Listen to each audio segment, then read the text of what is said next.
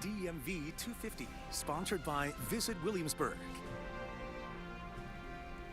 As we celebrate America's 250th birthday, 7 News is shining a spotlight on history here in the DMV. And this weekend, all eyes in the horse racing world turn to our region for the 151st running of the Preakness Stakes. But you know, long before the hats, the black-eyed Susans, and the party in the infield, the Preakness was built on a deep history rooted in Maryland. 7 News Sports' Natalie Spalla takes a look back at how one of America's most iconic races came to be. They're in the gate. And they're off. And they're off. And they're off. They're off in the Preakness. People in Maryland have great pride in the Preakness, and you could feel it. And down the stretch they come in the Preakness. Photo finish. For centuries, horse racing has been part of the fabric of Maryland sports culture. Racing has a long and deep history here in Maryland. Long before football took over Sundays, the track was the place to be. In the early years of the Maryland Jockey Club, George Washington used to attend the races in Maryland. So the roots go deep in racing here. Roots that trace back to Saratoga Springs, New York, where a dinner party between prominent sports figures, businessmen, and Maryland Governor Odin Bowie sparked the idea for a new horse race. Bowie convinced the group that Maryland was the perfect home for it. And that's where Pimlico came in. They got the land, they built the racetrack, and on October 25th, 1870, they opened the track and they ran the Dinner Party Stakes. The race itself was named after a horse called Preakness, a champion colt who won the first Dinner Party Stakes at Pimlico in 1870. But unlike the legendary Triple Crown winners we remember today, we see, the Secretariats and the Justifies and the American Pharaohs, and we look at them and say, wow, what a specimen this animal is.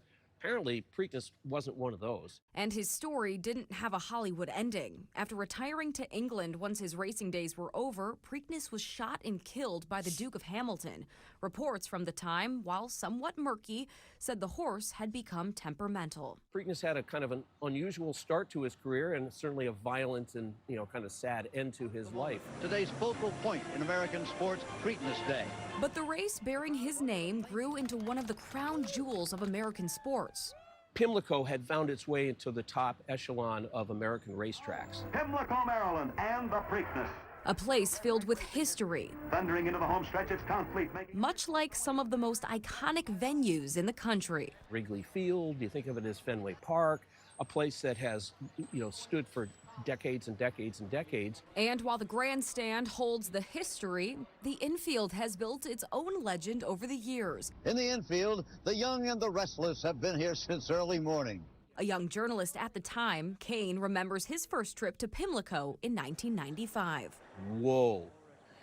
The first day I was walking in, guys were having shopping carts with kegs in them, taking them out to the infield. They've been singing and shouting and carousing and occasionally even watching a horse race.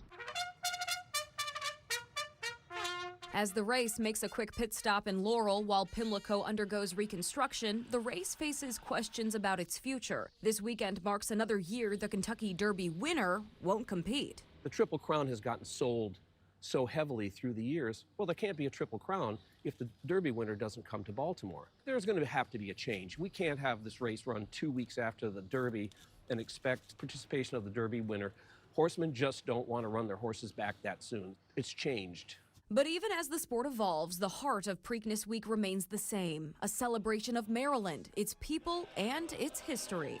When they play Maryland, My Maryland here, you feel the pride of the crowd that has come here to see one of the great races in American history. Maryland, my Maryland. And this year, there's even more local interest surrounding Maryland trainer Brittany Russell, who could make history on her home track. What a cool thing it would be to complete the Triple Crown for women trainers. Jenna Antonucci won the Belmont Stakes a couple years ago. Cherie DeVoe just won the Kentucky Derby. Brittany Russell, does she win the Preakness here on her home turf? It'd be a popular victory, that's for sure. Because whether it's the horses, the history, or the party in the infield, for 1 week every May, the spotlight belongs to Maryland. They realize that Preakness Week is their time to shine, and they do. In Laurel for DMV 250, Maryland, my Maryland. Natalie Spalla, 7 News. Oh, what a great walk down memory lane there. The 151st running of Preakness unfolds from Laurel Park on Saturday, just before 7 o'clock.